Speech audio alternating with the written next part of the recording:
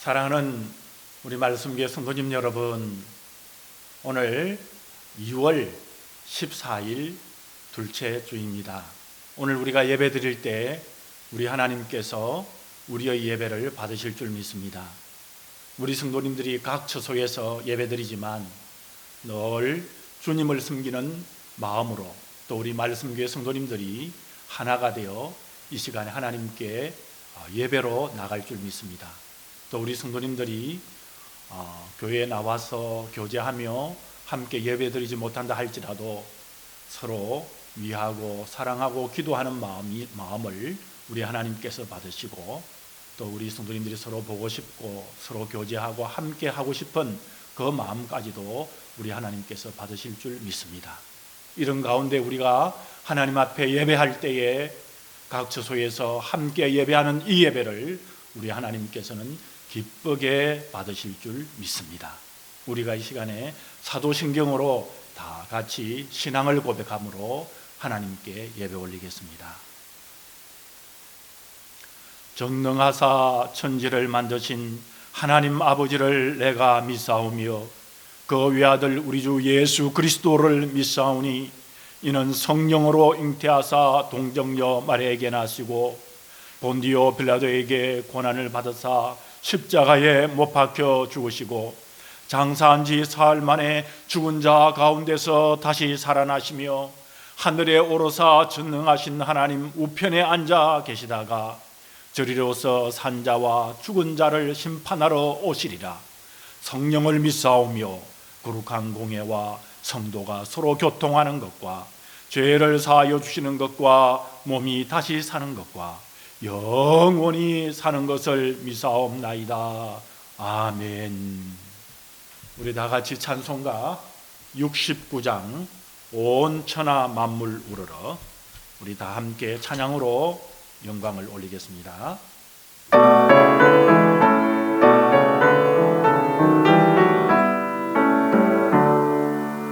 온 천하 만물 우러러 다 주를 찬양하여라. 할렐루야 할렐루야. 저 빛나는 밝은 해, 저 빛나는 밝은 달, 하나님을 찬양하라. 할렐루야 할렐루야 할렐루야. 힘차게 부는 바람아, 떠가는 묘한 구름아, 할렐루야 할렐루야. 저 돋는 장한 아침에 젖이는 고운 저녁놀, 하나님을 찬양하라. 할렐루야 할렐루야 할렐루야.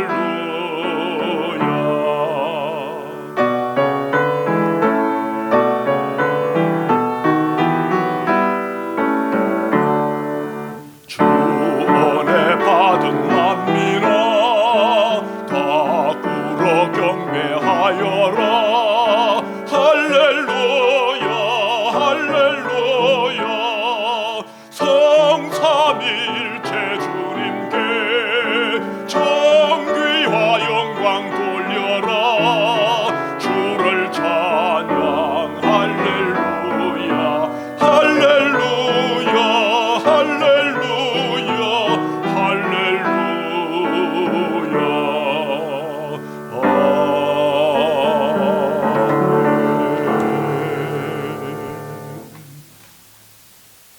우리 다 함께 한 마음과 한 뜻으로 기도를 우리 아버지 하나님 앞에 올리겠습니다.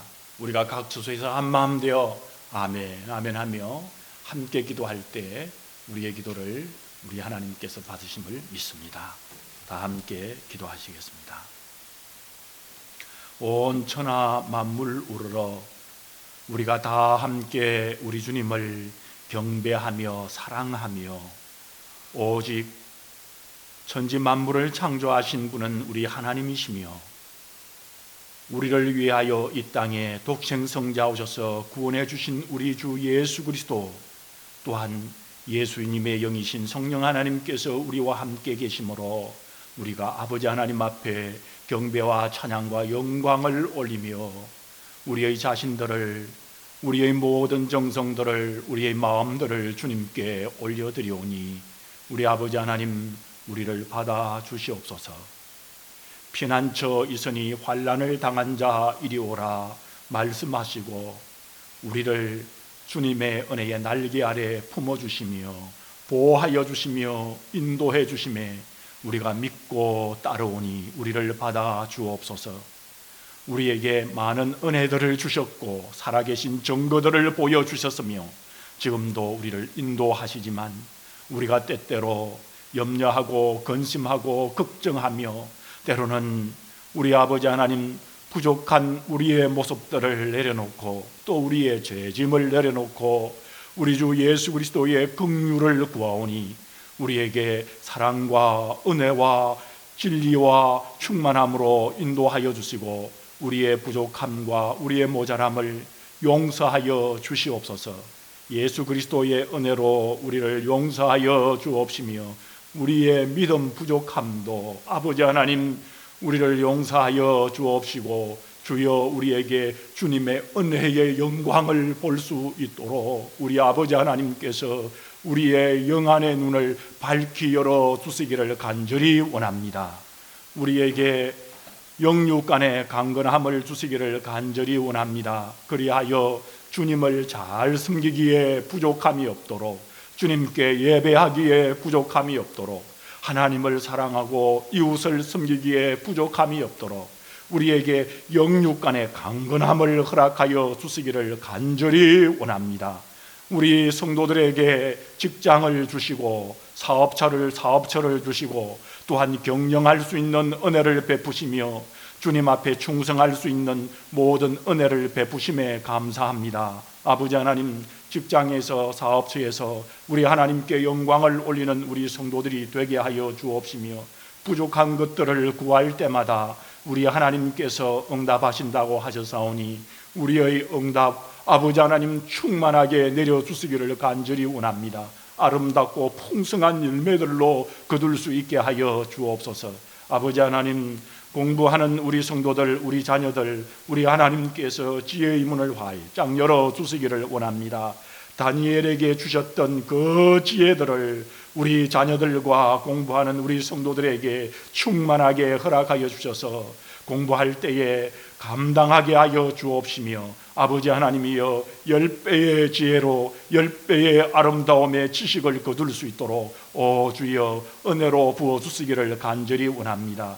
아버지 하나님, 우리 성도들과 아버지 하나님 주님을 섬기는 모든 자들의 길을 열어주시기를 간절히 원하오며 진로의 문을 활짝 열어주시기를 원하오며 아버지 하나님을 향하여 기도하며 탄원하며 도움을 구할 때 내가 여기 있다 말씀하여 주셔서 살아계신 하나님의 능력을 보여주시기를 간절히 원합니다.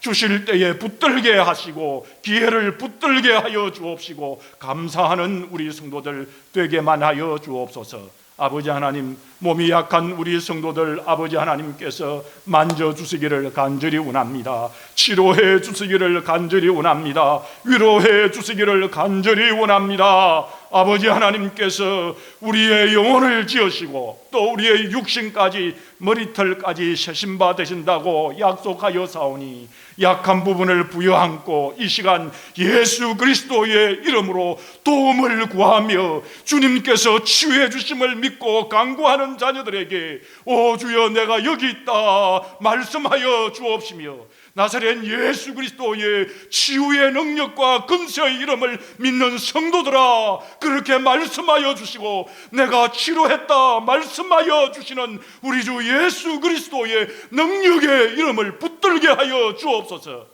이제 나사렛 예수 그리스도의 능력의 이름, 근세의 이름, 치유의 이름으로 명하노니 몸이 약한 우리 성도들, 아픈 우리 성도들이 깨끗이 치유함을 입을지어다 치료함의 역사를 만날지어다 아버지 하나님 은혜를 부어 주옵소서.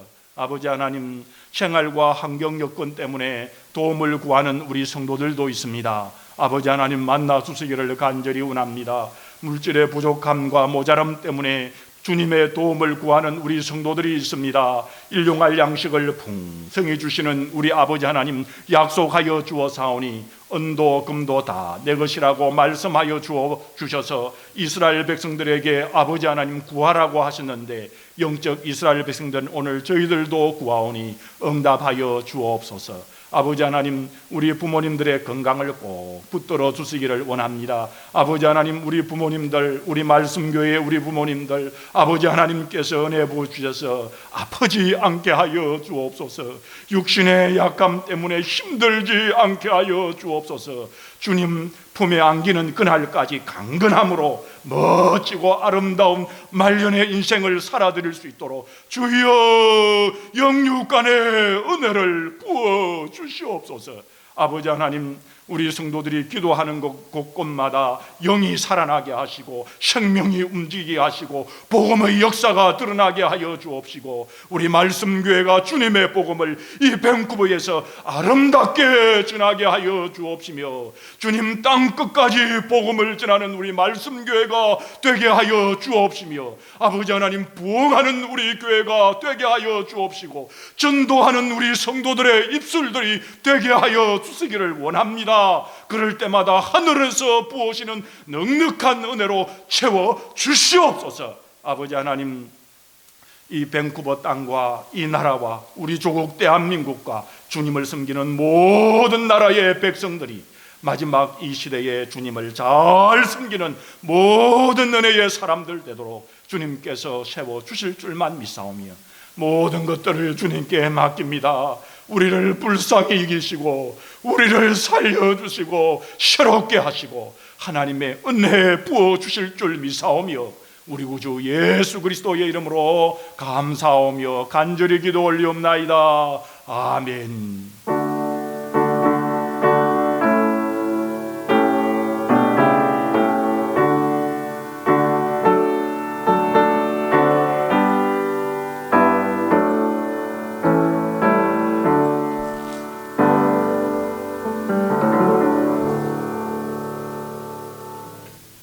오늘 하나님의 말씀은 다니엘서 5장 1절부터 31절까지 좀 깁니다만은, 오늘 우리가 성경 말씀 한 장을 봉독할 때에 봉독하는 가운데 하나님의 말씀으로 은혜 받으시고 성령님의 충만한 역사가 봉독하는 가운데 일어날 줄 믿습니다. 다니엘 5장. 벨살살 왕이 그의 귀족 1000명을 위하여 큰 잔치를 베풀고 그 1000명 앞에서 술을 마시니라. 벨살살이 술을 마실 때에 명하여 그의 부친 느부갓네살이 예루살렘 성전에서 탈취하여 온 금은 그릇을 가져오라고 명하였으니, 이는 왕과 귀족들과 왕후들과 후궁들이 다 그곳으로 마시려 함이었더라. 이에 예루살렘 하나님의 전 성소 중에서 탈취하여 온 금그릇을 가져오매 왕이 그 귀족들과 왕후들과 후궁들과 더불어 그것으로 마시더라. 그들이 술을 마시고는 그 금은 구리 쇠 나무 돌로 만든 신들을 찬양하니라. 그때에 사람의 손가락들이 나타나서 왕궁 촛대 맞은벽 석회벽에 글자를 쓰는데 왕이 그 글자 쓰는 손가락을 본지라. 이에 왕의 즐기던 얼굴빛이 변하고 그 생각이 번민하여 넓적다리 마디가 녹는 듯하고 그의 무릎이 서로 부딪힌지라. 왕이 크게 소리질러 술객들과 갈대와 술사와 점쟁이를 불러오게 하고 바벨론의 지혜자들에게 말하되, 누구를 막론하고 이 글자를 읽고 그 해석을 내게 보이면 자주색 옷을 입히고 금사슬을 그의 목에 걸어주리니 그를 나라의 셋째 통치자로 삼으리라 하니라. 그때에 왕의 지혜자가 다 들어왔으나 능히 그 글자를 읽지 못하며 그 해석을 왕께 알려주지 못하는지라. 그러므로 벨살살 왕이 크게 번민하여 그의 얼굴빛이 변하였고 귀족들도 다 놀라니라. 왕비가 왕과 그 귀족들의 말로 말미암아 잔치하는 궁에 들어왔더니 이에 말하여 이르되, 왕이여 만수무강하옵소서. 왕의 생각을 번민하게 하지 말며 얼굴빛을 변할 것도 아니니이다. 왕의 나라에 거룩하신 신들의 영이 있는 사람이 있으니 곧 왕의 부친 때에 있던 자로서 명철과 총명과 지혜가 신들의 지혜와 같은 자니이다. 왕의 부친 느부갓네살 왕이 그를 세워 박수와 술객과 갈대와 술사와 점쟁이의 어른을 삼으셨으니 왕이 벨드사살이라 이름하는 이 다니엘은 마음이 민첩하고 지식과 총명이 있어 능히 꿈을 해석하여 은밀한 말을 밝히며 어문을 풀 수 있나이다. 이제 다니엘을 부르소서. 그리 하시면 그가 그 해석을 알려드리리다 하니라. 이에 다니엘이 부름을 받아 왕의 앞에 나오매 왕이 다니엘에게 말하되 내가 나의 부왕이 유다에서 사로잡아 온 유다 자손 중에 그 다니엘이냐? 내가 내게 대하여 들은즉 내 안에는 신들의 영이 있으므로 내가 명철과 총명과 비상한 지혜가 있다 하도다. 지금 여러 지혜자와 술객을 내 앞에 불러다가 그들에게 이 글을 읽고 그 해석을 내게 알게 하라 하였으나 그들이 다 그 해석을 내게 보이지 못하였느니라. 내가 내게 대하여 들은즉 너는 해석을 잘하고 의문을 푼다 하도다. 그런즉 이제 내가 이 글을 읽고 그 해석을 내게 알려주면 내게 자주색 옷을 입히고 금사슬을 내 목에 걸어주어 너를 나라의 셋째 통치자로 삼으리라 하니 다니엘이 왕에게 대답하여 이르되 왕의 예물은 왕이 친히 가지시며 왕의 상급은 다른 사람에게 주옵소서. 그럴지라도 내가 왕을 위하여 이 글을 읽으며 그 해석을 아뢰이다. 왕이여 지극히 높으신 하나님 왕의 부친 느부갓네살에게 나라와 큰 근세와 영광과 위엄을 주셨고 그에게 큰 근세를 주셨으므로 백성들과 나라들과 언어가 다른 모든 사람들이 그의 앞에서 떨며 두려워하였으며 그는 임의로 죽이며 임의로 살리며 임의로 높이며 임의로 낮추었더니 그가 마음이 높아지며 뜻이 완악하여 교만을 행함으로 그의 왕위가 폐함받으며 그의 영광을 빼앗기고 사람 중에서 쫓겨나서 그의 마음이 덜짐승의 마음과 같았고 또 들나귀와 함께 살며 또 소처럼 풀을 먹으며 그의 몸이 하늘 이슬에 젖었으며 지극히 높으신 하나님이 사람 나라를 다스리시며 자기의 뜻대로 누구든지 그 자리에 세우시는 줄을 알게 이르렀나이다. 벨살살이여 왕은 그의 아들이 되어서 이것을 다 알고도 아직도 마음을 낮추지 아니하고 도리어 자신을 하늘의 주제보다 높이며 그의 성전 그릇을 왕 앞으로 가져다가 왕과 귀족들과 왕후들과 후궁들이 다 그것으로 술을 마시고 왕이 또 보지도 듣지도 알지도 못하는 그 먼 구리 쇠와 나무 돌로 만든 신상들을 찬양하고 도리어 왕의 호흡을 주장하시고 왕의 모든 길을 작정하시는 하나님께는 영광을 돌리지 아니한지라. 이러므로 그의 앞에서 이 손가락이 나와서 이 글을 기록하였나이다. 기록된 글자는 이것이니 곧 메네 데겔 우바르시니라. 그 글을 해석하건대 메네는 하나님이 이미 왕의 나라의 시대를 세워서 그것을 끝나게 하셨다 함이요, 데겔은 왕을 저울에 달아보니 부족함이 보였다 함이요, 베레스는 왕의 나라가 나뉘어서 메대와 바사 사람에게 준바되었다 함이니이다 하니 이에 벨살살이 명하여 그들이 다니엘에게 자주색의 옷을 입히게 하며 금사슬을 그의 목에 걸어주고 그를 위하여 조서를 내려 나라의 셋째 통치자로 삼으니라. 그날 밤에 갈대아 왕 벨살살이 죽임을 당하였고 메대 사람 다리오가 나라를 얻었는데 그때의 다리오는 62세였더라. 아멘. 오늘 하나님의 말씀 다니엘 5장 말씀을 보면 이 마지막 잔치의 메시지를 우리가 볼 수가 있습니다. 여러분, 성경의 이 인물들 가운데 우리처럼 다른 나라에 와서 이 이민자의 삶에 모범을 보이는 성경에서 말하는 인물이 있습니다. 그 성경적인 인물은 누굴까요? 물론 성경에 많은 분들이 계시지만은 저는 개인적으로 다니엘이라고 그렇게 말씀드리고 싶습니다. 왜냐하면 유대 이스라엘에서 10대에 바벨론 포로로 이민을 가서는 강제로 이민을 간 거지요. 그리고는 이 다니엘을 보면 신앙이면 신앙, 또 학식이면 학식, 지혜면 지혜, 또 유명인사면 유명인사, 또 사시기로도 90세를 넘기는 그런 신앙의 인물이었기 때문입니다. 이 모든 것들은 분명 하나님의 은혜구나 이렇게 말할 수 있습니다. 그러나 이 찰스 진화론의 찰스 다윈의 이 진화론 이후에 성경을 전적인 인간의 작품이라고 믿는 사람들이 생겨날 수밖에 없었지요. 그런데 이런 분위기에서 성경을 인간 수준의 과학 이성으로는 증명할 수 없는 것은 성경에 나오는 부분은 신하고 그리고 소설이고 또 전설로 말하는 사람들이 생겨나게 되었고, 이런 사람들 중에도 성경을 연구하는 사람들 중에 학문적으로 그리고는 연구하는 사람들이 생겨나는데, 그런 사람들을 우리는 자유주의 신학자 또는 자유주의 목회자 이렇게 부릅니다. 이런 자유주의 신학자들이나 이 목회자들을 볼 때 이 다니엘서도 수상한 것이었습니다. 왜냐하면 본문 1절에 등장하는 이 벨살살 왕이라는 이 왕은 바벨론 역사에서 존재하지 아니하는 그런 왕이었기 때문입니다. 이 벨살살 왕이 1절 보면은 귀인 1,000명을 위하여 큰 잔치를 배설하고 그 1,000명 앞에서 술을 마시니라 이렇게 말씀합니다. 이 본문의 이 벨살살 왕의 이름이 바벨론 역사 중에 이 왕들의 이름 중에 없었습니다.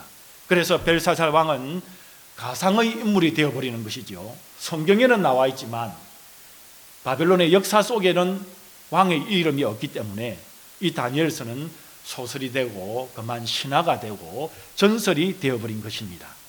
그런데 1854년 영국의 이 테일러라는 사람이 고고학자 팀을 이끌고 이라크 남부 지방에 고고학 탐사를 하는 가운데 고대 바벨론 시대에 새겨진 이 문서를 발견하게 되었습니다.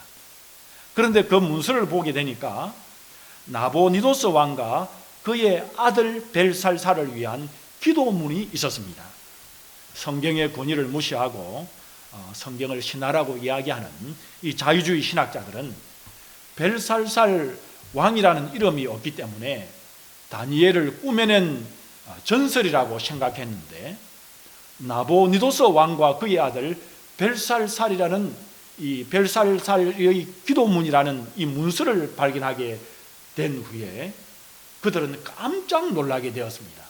그리고는 이 고고학 발견을 통해 가지고 바벨론의 역사가 좀 더 세밀하게 드러났습니다. 바벨론의 이 느부갓네살 왕은 누구나 잘 아는 유명한 왕인데요, 이 왕이 죽은 후에 3명의 왕이 들어섰다고 합니다. 첫 번째 왕은 메로다크 왕으로서 느부갓네살의 왕의 아들이었습니다. 이 메로다크는 2년 정도 통치하다가 느부갓네살의 사위에게 암살을 당했습니다. 흔히 말하는 가족끼리에서 일어난 참극이었던 것이죠. 이 느부갓네살 이후에 두 번째 통치자는 네글리사 왕입니다. 이 사람은 4년 정도 통치하다가 물러났는데 이 네글리사의 아들인 라마시 말다크가 이어서 왕위에 등극을 했습니다. 그런데 이 사람은 9개월밖에 왕의 자리에 머무르지 못했습니다. 느부갓네살 왕이 죽은 후에 네 번째 통치자, 그러니까 바벨론의 마지막 통치자가 바로 고고학자들이 문서에서 발견한 나보니도스 왕이었습니다. 이 사람은 느부갓네살의 딸과 결혼한 사위라는 것이 역사에 기록되어 있습니다. 이 나보니도스가 느부갓네살 딸과 결혼한 이유는 왕의 자리에 합법적인 왕의 자리에 앉기 위해서는 바로 이 정략적으로 느부갓네살 왕의 딸과 결혼했어야만 되었다라고 역사학자들은 추정을 합니다. 그런데 이 본문의 벨살살이 바로 나보니도스의 아들이라는 사실이 1854년 고고학자들의 발굴에 의해서 비로소 증명이 되었습니다. 바벨론 나보니도스 왕의 통치 시기는 주전 556년에서 539년까지, 그러니까 17년간 통치를 했습니다. 주전 539년은 바벨론이 멸망한 해입니다. 이 나부ход네살 왕은 전쟁을 많이 한 왕이었습니다. 특별히 그의 마지막 10년 통치 기간은 매일매일 전쟁을 치를 만큼 그렇게 전쟁을 많이 했고 해외 원정을 많이 한 그런 왕이었습니다. 그렇다면 여러분, 상식적으로 왕이 해외 원정을 10년 동안 매일같이 해외에 나가서 전쟁을 하게 되면 도대체 바벨론 땅을 국내에서 다스리는 통치자가 있어야 되지 않겠습니까? 그러면은 그 통치권을 누구에게 임명했겠습니까? 그 통치권은 바로 그의 아들밖에 없었던 것입니다. 저기 나보니도스 왕이 해외에 출정하고 있는 동안에 실제적으로 바벨론을 통치했던 사람은 그의 아들 벨살살이었으므로 당연히 그를 왕이라고 부를 수도 있는 것입니다. 이 다니엘서 5장이 기록된 바벨론 제국의 멸망 직전에도 이 그리스의 유명한 역사가인 헤로도투스의 증언에 따르면 나보니도스 왕은 새롭게 일어나는 메다의 파사와 북쪽에 있는 이 지역에서 아랍의 지역에서 전쟁을 벌이고 있었는데 그러다가 결국 패하게 되었고 목숨을 부지하기 위해서 보리시파라는 곳으로 도망을 갔습니다. 그런 상황 속에서 메데 파사의 군대가 이제는 바벨론 제국에 있는 바벨론 왕궁까지 쳐들어오고 포위하게 되었습니다. 이것이 오늘 본문 다니엘서 5장에 나오는 배경이 되는 것입니다. 여러분, 이미 자유주의 신학자들이 이 다니엘서는 신화이거나 소설이거나 이렇게 주장한다고 말씀드렸는데요, 이런 거짓 주장을 뒤집고 나아가서 성경이 얼마나 권위가 있는 책인가를, 사실적인 책인가를 여러분 오늘 본문 7절에서도 그 증거가 나와 있습니다. 하나님을 모욕하고 우상을 찬양하는 잔치가 한창이던 순간을 기록한 오늘 본문 5장 5절에서 6절을 보면 이렇게 말씀합니다. 그때에 사람의 손가락들이 나타나서 왕궁 초대 맞은편 석회벽에 글자를 쓰는데 왕이 그 글자 쓰는 손가락을 본지라. 이에 왕의 절기던 얼굴빛이 변하고 그 생각이 번민하여 넓적다리 마대가 녹는 듯하고 그의 무릎이 서로 부딪힌지라. 이런 기이한 일이 벨살살 왕 앞에 나타난 것입니다. 이것을 본 왕은 벌벌 떨면서 이게 도대체 무엇인가, 이 뜻이 무엇인가, 그 해석을 요구하지 않을 수가 없었습니다. 그래서 계속되는 오늘 본문의 말씀을 보면 왕이 크게 소리질러 술객들과 갈대아 술사와 점쟁이를 불러오게 하고 바벨론의 지혜자들에게 말하되 누구를 막론하고 이 글자를 읽고 그 해석을 내게 보이면 자주색 옷을 입히고 금사슬을 그의 목에 걸어주리니 그를 나라의 셋째 통치자로 삼으리라 하니라 말했습니다. 여러분, 이 셋째 통치자라는 이 말씀이 여러분 흥미롭지 않습니까? 여러분, 왜 하필이면 이 벨살살 왕이 세 번째 통치자로 삼는다고 했을까요? 그것은 아버지 이 왕인 나보니도스 왕이 아직 살아있다는 것입니다. 그 다음이 현재 바벨론을 다스리고 있던 바로 벨살살 왕 자신이었기 때문입니다. 결국에는 세 번째 통치자란 벨살살 왕인 자신의 바로 밑에 있는 최고의 신하로 삼고자 하는 것입니다. 여러분, 오늘 본문 말씀인 16절의 말씀을 보면 내가 내게 대하여 들은 적 너는 해석을 잘하고 어문을 푼다 하도다. 그런즉 이제 내가 이 글을 읽고 그 해석을 내게 알려주면 내가 자주색 옷을 입히고 금사슬을 내 목에 걸어주어 너를 나라의 세 번째 통치자로 삼으리라 하니, 세 번째 통치자로 삼겠다는 말이 또 한 번 나옵니다. 결국 세상의 역사가가 벨살살 왕의 정체를 밝히기 전에 이미 성경 말씀이 정확하게 이 왕의 정체에 관하여서 정언해 놓고 있다는 말씀입니다. 여러분, 대단하지 않습니까? 성경 말씀이 너무나도 정확하지 않습니까? 이것이 대단히 중요한 발견입니다. 왜냐하면 이 사실이 밝혀짐으로 말미암아서 세상 역사에서 벨살살 이름이 나타나지 않는다는 이유로 성경의 권위를 의심했던 자들이, 이런 신신학자들이, 자유주의 신학자들이, 자유주의 목회자들이 깜짝 놀라게 되었고, 성경의 위대한 권위와 정확성이, 하나님의 말씀은 정확하구나라는 것이 드러났기 때문인 것입니다. 여러분, 우리 성도님들은 지금 어떤 신앙생활을 하시렵니까? 여러분, 성경을 하나님의 말씀을 믿고 신앙생활을 하면 다니엘과 같이 신앙생활을 할 수가 있지만은 성경을 단순히 인간들이 만들어낸 신화나 그런 역사 소설이라고 생각하고 신앙생활을 하게 되면 마침 예수님을 배신한 가룟 유다와 같이 영원한 멸망의 길을 선택하는 것이 되는 것입니다. 그리고 자신뿐만 아니라 성경을 좀 안다고 하는 사람들이 하나님의 말씀을 이렇게 신화나 소설로 가르치는 사람들에게는 자기만 멸망으로 가는 길이 아니라 많은 사람들을 멸망으로 인도하는 성생이 되는 것입니다. 우리 주 예수님께서는 이것을 미리 아시고 이렇게 멸망으로 인도하는 성생들에게 심판이 더 크다고 말씀하고 있는 것입니다. 오늘 우리 성도님들은 성경 말씀을 하나님의 말씀으로 믿고 다니엘과 같은 성숙한 신앙생활을 하는 우리 성도님들이 되어야 됩니다. 그것뿐만 아니겠습니까? 하나님의 말씀을 믿고 하나님의 말씀되어 감동되어 신앙생활을 하는 자들에게는 하나님의 온갖 지혜와 능력을 맛볼 수 있고 주님께 주시는 힘과 능력으로 신앙생활하는 오늘 마지막 시대에 승리하는 우리 성도님들이 될 줄 믿습니다. 오늘 본문 다니엘서 5장의 배경은 주전 539년 10월 바벨론 최후의 날 흥겹게 잔치를 벌이고 있을 때에 이미 메데 파사의 다리오 군대가 바벨론 궁정을 포위하고 있을 때였습니다. 그런 상황 속에서 오늘 본문 1절에는 벨살살 왕이 그의 귀족 1000명을 불러가지고 잔치를 베풀고 그 1000명들이 모여서 그 앞에서 이제 술을 마신다고 말씀하십니다. 여러분, 적군들이 쳐들어오면 여러분, 왕은 총사령관은 어떻게 해야 되겠습니까? 적군에 대한 준비와 방비를 해야 되지 않겠습니까? 그런데 오늘 왜 잔치를 벌이고 있는 것입니까? 그 이유에 대하여 세 가지로 설명할 수 있습니다. 첫째는 지금 이 벨살살 왕이 생각하기를 나의 왕국은 절대로 망하지 않는다. 벨살살의 이 왕의 자존심 때문이었습니다. 벨살살은 자기 나라를 수호하는 그런 우상신들의 능력을 굳게 믿고 있는 고대 정통적인 이 우상을 섬기는 왕이었습니다.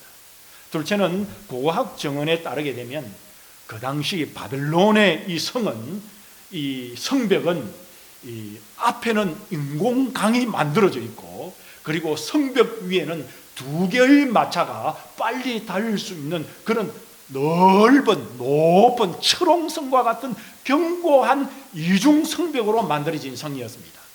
그래서 벨사살 왕에게는 누가 설마 어떠한 이 세상의 사람의 군대가 이 성을 넘어뜨릴 수 있는가 자부심을 갖고 있었습니다. 교만했다는 거지요. 그리고 셋째는 민심을 무마하기 위해서였습니다.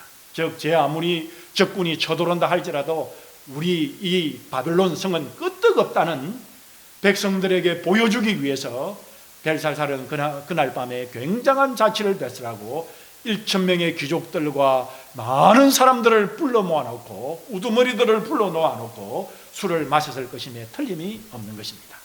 본문 3절에 보면 벨살살 왕이 술을 마실 때에 하필이면 이스라엘 유다 나라가 망할 때 예루살렘 성전에서 가지고 온 기구들을 그 잔치 자리에 대령을 했습니다. 계속되는 본문 3, 4절에 보면 이에 예루살렘 하나님의 전 성소 중에서 탈취하여 온 금그릇과 은그릇을 가져오매 왕이 그 귀족들과 왕후들과 후궁들과 더불어 그것을 마시더라. 그들이 술을 마시고는 그 금, 은, 구리, 쇠, 나무, 돌로 만든 신들을 찬양하니라 말씀합니다. 이 벨사살 왕은 바벨론의 우상신들을 찬양하기 시작했습니다. 그런데 5절 말씀을 보면 그 순간에 놀라운 일이 벌어집니다. 그때에 사람의 손가락들이 나타나서 왕궁 촛대 맞은편 석회벽에 글자를 쓰는데 왕이 그 글자 쓰는 손가락을 본지라. 자기 나라의 최후를 목전에 둔 급박한 상황 속에서도 살아계신 하나님을 찾을 생각은 하지 않고 오히려 그분을 모독하며 하나님을 모독하며 술을 마시고 그리고는 우상신들의 축제에 참여하고 있던 벨살살 왕과 귀족들이 지켜보는 가운데 왕궁의 석회벽에 홀연히 한 손가락이, 사람의 손가락이 쫙 나타나서는 글자를 쓰기 시작한 것입니다. 이것은 심판의 메시지였던 것입니다. 물론 1절에서 4절에 보게 되면 벨살살 왕의 범죄가 드러났긴 했지만은 다시 다니엘은 벨살살 왕의 죄가 무엇인가를 조목조목 정리하여 그에게 선포하고 있습니다. 본문 22절 이하를 보게 되면 이렇게 말씀합니다.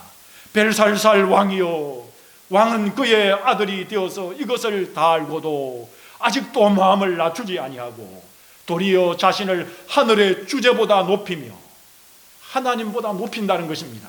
그리고 그의 성전 그릇을 왕 앞으로 가져다가 왕과 귀족들과 왕후들과 후궁들이 다 그것으로 술을 마시고, 왕이 또 보지도 듣지도 알지도 못하는 그 먼 구리 쇠나무와 돌로 만든 신상들을 찬양하고 도리어 왕의 호흡을 주장하시고 왕의 모든 길을 작정하시는 하나님께는 영광을 돌리지 아니하니라. 이것이 다니엘이 벨살살 왕에게 지적해 준 범죄의 내용이었습니다. 여러분, 이 내용을 세 가지로 분류해 볼 수 있습니다. 첫째는 이 벨살살 왕이 의도적으로 범죄했습니다.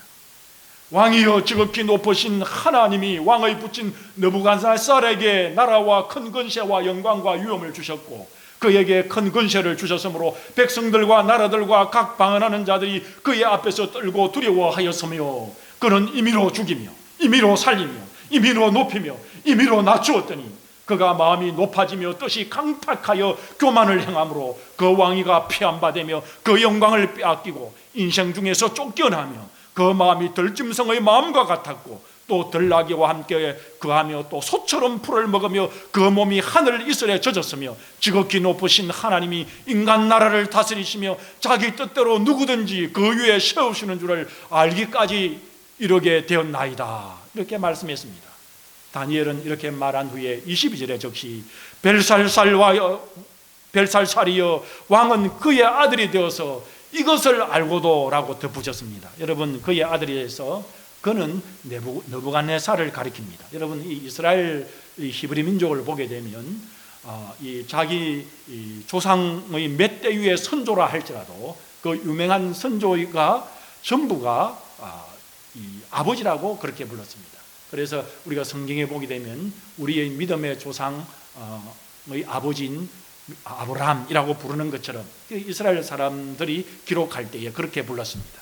그러니까 벨살살 왕은 그의 조상 느부갓네살이 하나님 앞에 교만할 때가 징계를 받아서 왕에게 쫓겨난 후에 짐승처럼 울부짖는 정신병자가 되어버립니다. 그래서 이 느부갓네살 왕이 7년 동안 고생했던 일을 알고도 똑같이 하나님을 무시하고 교만한 범죄를 되풀이한 것을 상기시켜주고 있습니다. 둘째는 이 벨살살 왕의 교만한 범죄입니다. 여러분, 성경에 보게 되면 천사장이 이제 사단이 됩니다. 그 이유는 뭐냐 그러면 이 천사장 이 루시퍼가 하나님보다 자기를 높이려는 유혹에 넘어간 그 순간에 바로 하늘에서 떨어져 사탄이 되어버리고 마는 것이죠. 이 다니엘 5장 21절에서 이 다니엘은 느부갓네살 왕에 대한 이야기를 하면서 하나님을 지극히 높으신 하나님이라고 말씀합니다. 다니엘은 하나님을 홀로 진실로 높으신 분이며 그 누구도 그분의 자리를 대신할 수 없다는 사실을 오늘 천명해 주고 있습니다. 본문 22절 이하에 보게 되면 벨살살에게요, 왕은 그의 아들이 되어서 이것을 알고도 오히려 마음을 낮추지 아니하고 도리어 스스로 높여서 하늘 주제를 거역하고 하늘을 주장하시는 하나님을 거역하고 라는 말씀이지요. 여기에서 다니엘은 자기 조상이었던 느부갓네살과 똑같은 교만을 답습한 벨살살 왕의 범죄상을 똑똑히 지적하고 있는 것입니다.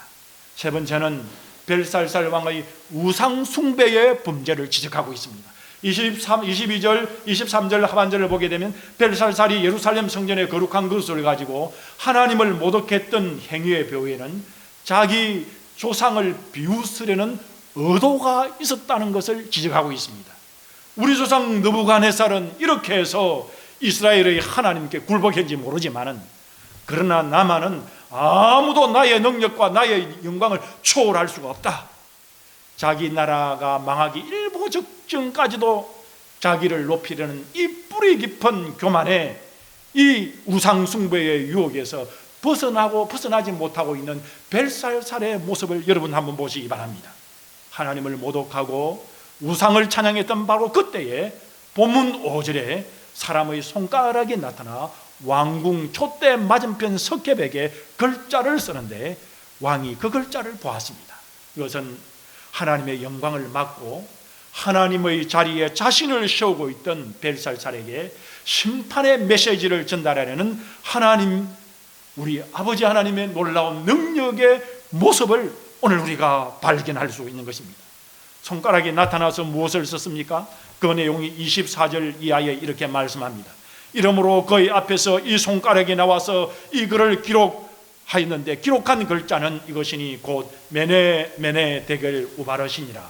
여러분, 뭔가 일어날 수밖에 없는 이 전조가 나타났는데 벨사살 왕은 그 글자를 알고 싶어서 답답하고 미칠 지경이었습니다. 그리하여 우리가 잘 아는 다니엘이 드디어 등장하게 되지요. 이것을 해석할 수 있는 자가 아무도 없었습니다. 이때 다니엘의 나이를 계산해 보면 이제 한 80세가 좋게 넘는 그런 나이였습니다.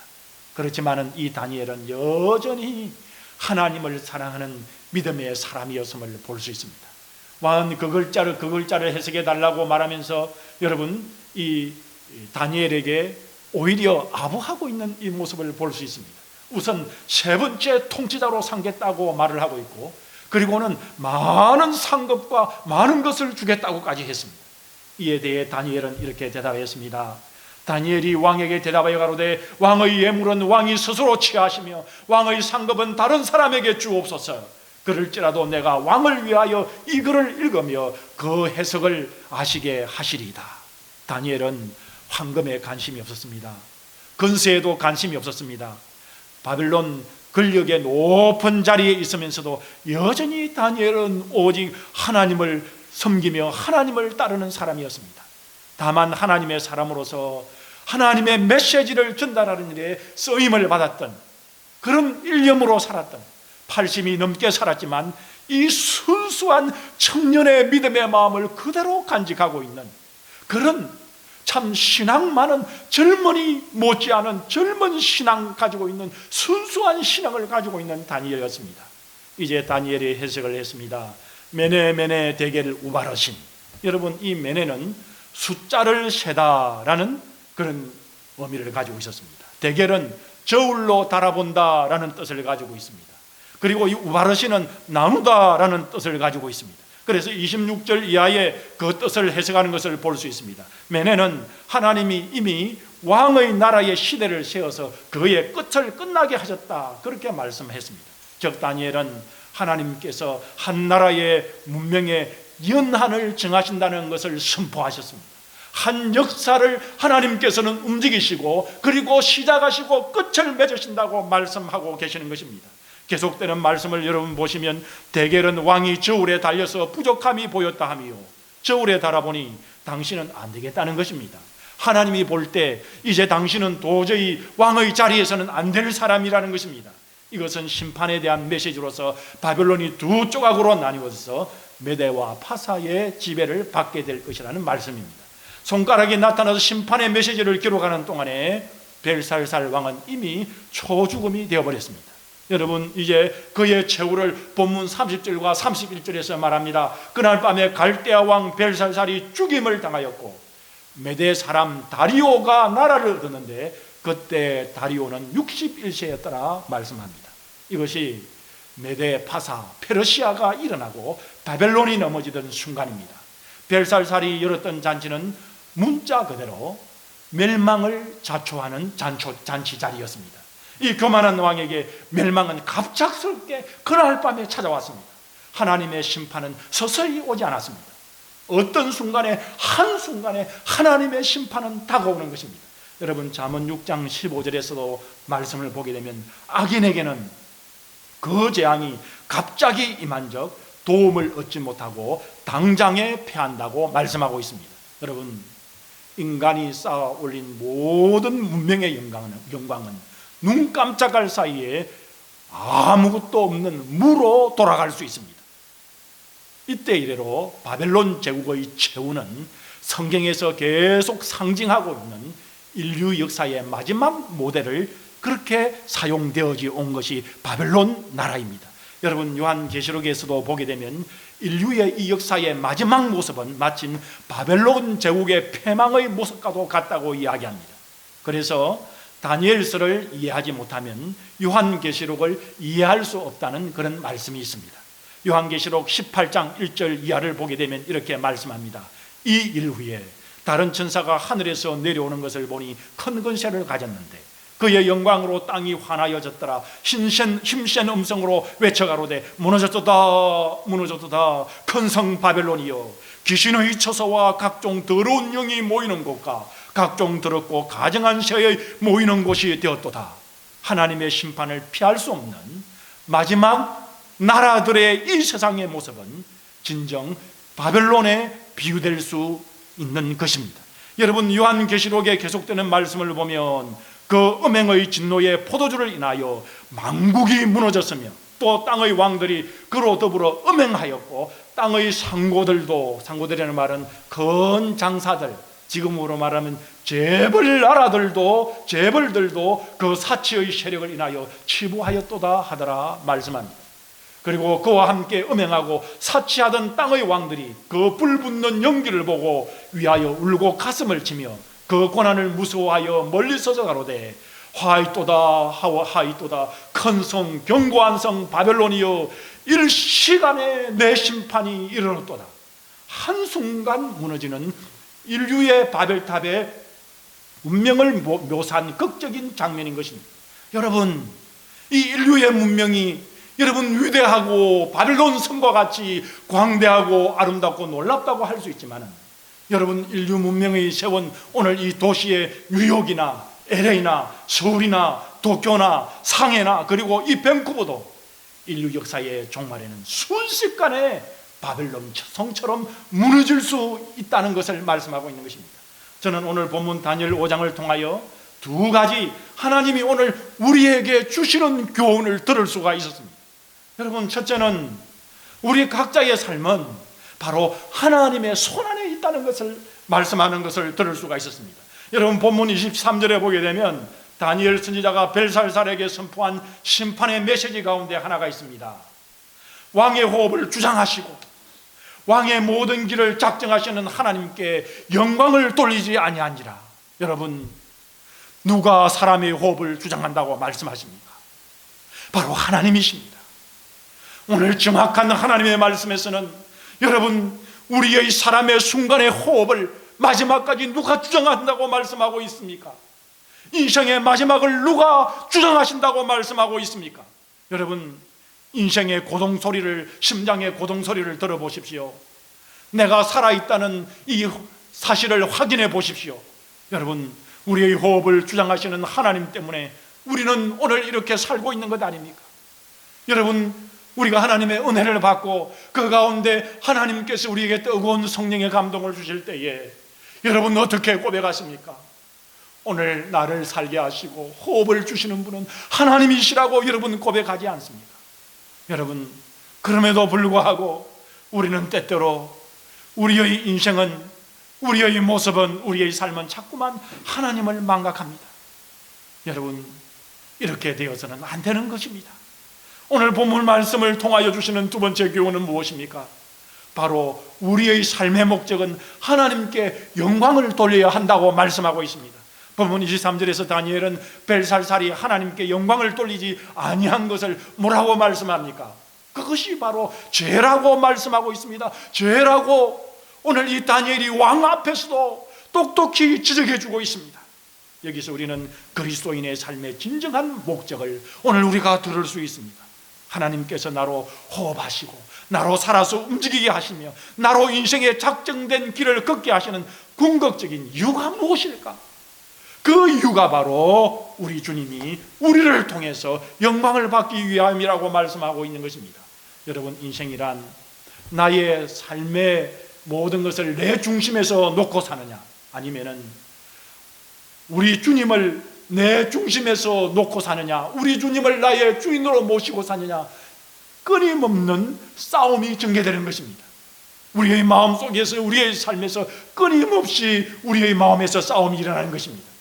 우리의 본능적인 부패성은 자꾸만 자기 자신을 내 삶의 중심에 놓고 싶어 하는 것입니다. 오늘 내 삶을 내 가정의 중심에 놓고 싶어 하는 것입니다.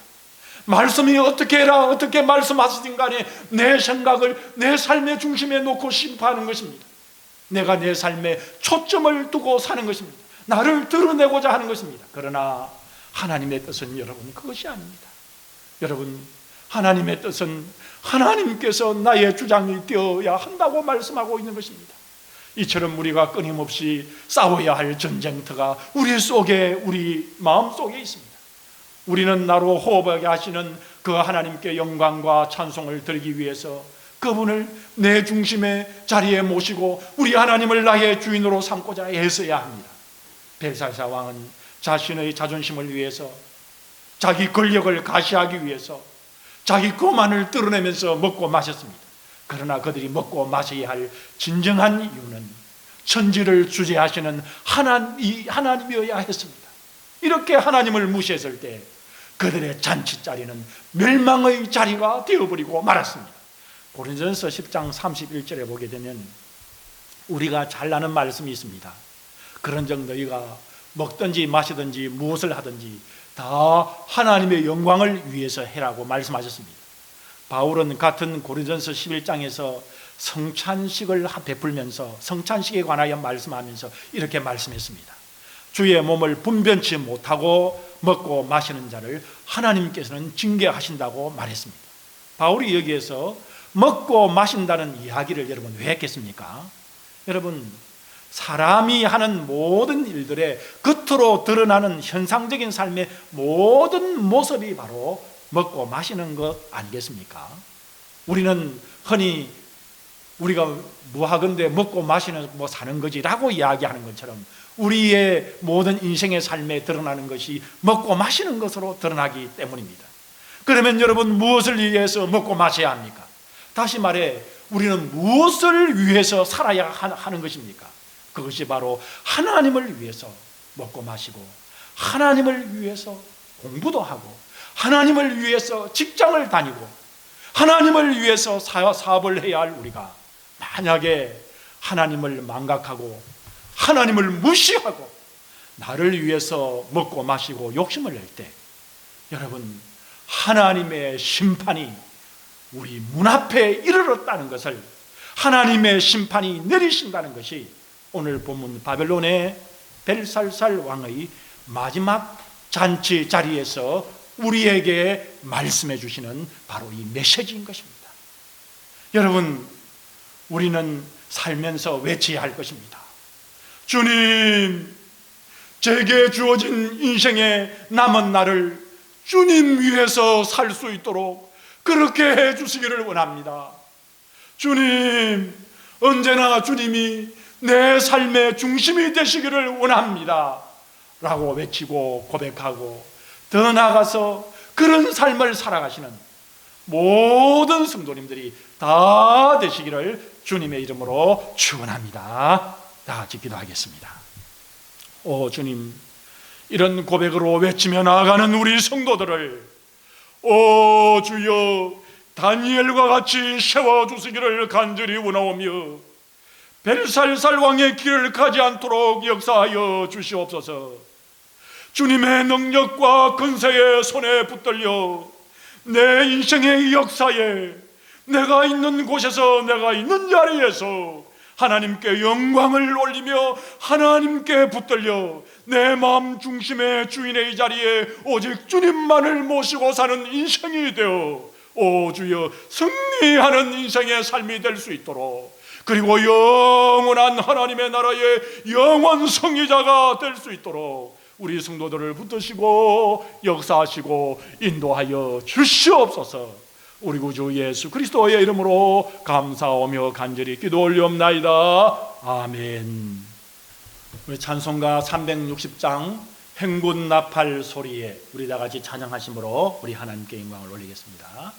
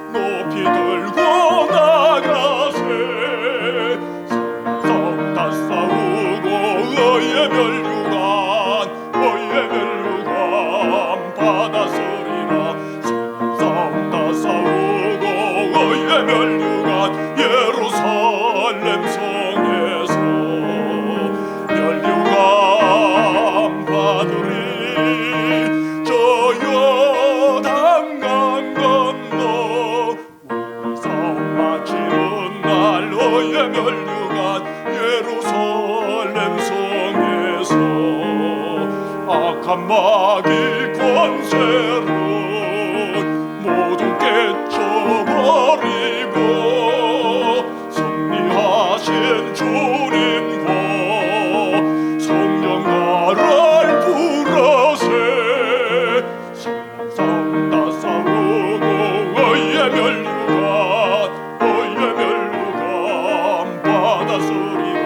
성난 싸우고 의의 멸류관 예루살렘 성에서 멸류관 받으리. 저 요단강 건너 싸움 마치는 날 너의 멸류관 예루살렘 성에서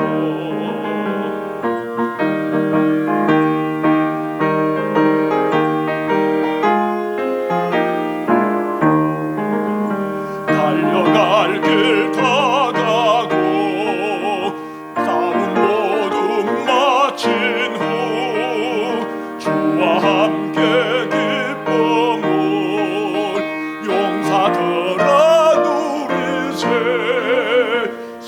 싸움 다 싸우고 의의 멸류관 받았으리라. 싸움 다 싸우고 의의 멸류관 예루살렘 성에서 멸류관 받으리.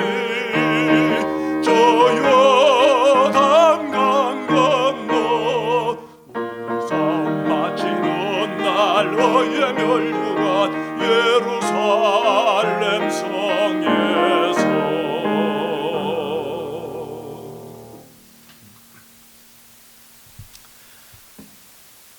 이제 우리 다 같이 하나님께서 주시는 복을 받겠습니다. 이제는 우리 주 예수 그리스도의 크신 은혜와 우리 아버지 하나님의 놀라우신 사랑하심과 성령 하나님의 역사, 교통, 인도하심이 다니엘처럼 오직 하나님을 신뢰하며 겸손하게 주님을 높이며 오직 하나님의 영광을 위하여 살아가는 우리 말씀교회 성도들과 주님을 섬기는 이 땅의 모든 주의 백성들과 우리 자녀들 머리 위에 이제로부터 영원까지 함께 계실지어다.